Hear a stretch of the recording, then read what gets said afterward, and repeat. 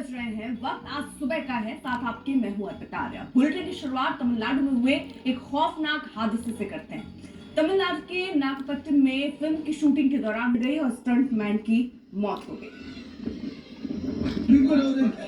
ये कार आगे बढ़ी और सावन महीने का पहला सोमवार है। भक्त महादेव को जल चढ़ाने के लिए मंदिर पहुंच रहे हैं। कांवड़ यात्रा जारी है। कांवड़िए जल लेकर भोलेनाथ के मंदिर में पहुंच रहे हैं। उस दौरान पूरे कांवड़ रूट पर सुरक्षा के इंतजाम करे।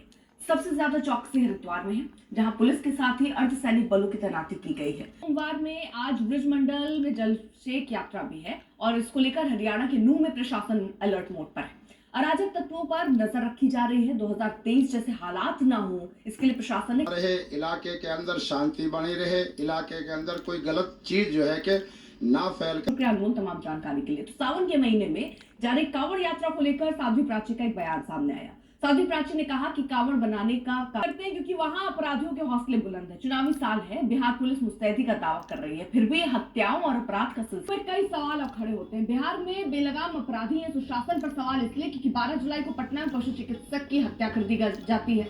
12 जुलाई को नालंदा में एक नर्स का मर्डर किया जाता है।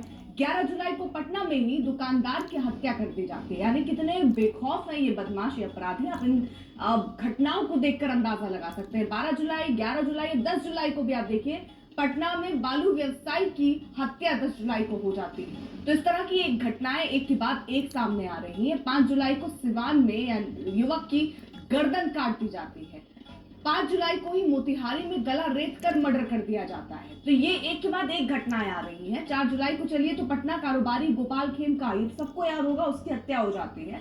4 जुलाई को सिवान में 3 लोगों का मर्डर हो जाता है और ये सिलसिला थम ही नहीं रहा है, ये लगातार होता हुआ नजर आ रहा है। 4 जुलाई को बेगूसराय में ज्वेलरी कारोबारी की लाश मिलती है। तो अब कई सवाल बिहार की कानून व्यवस्था पर उठते हैं और रोहित हमारे साथ, हमारे सहयोगी इस वक्त जुड़ चुके हैं। रोहित, क्योंकि चुनावी साल भी है और ऐसे में एक के बाद एक इस तरह की घटनाएं सरकार के माथों पर क्या चिंता पैदा कर रही है, क्योंकि ये एक ऐसा मुद्दा है जिस पर बिहार में सुशासन की बात कही गई और ये कहा गया कि जंगल राज खत्म करेंगे, सुशासन लाएंगे। क्या यही है सुशासन?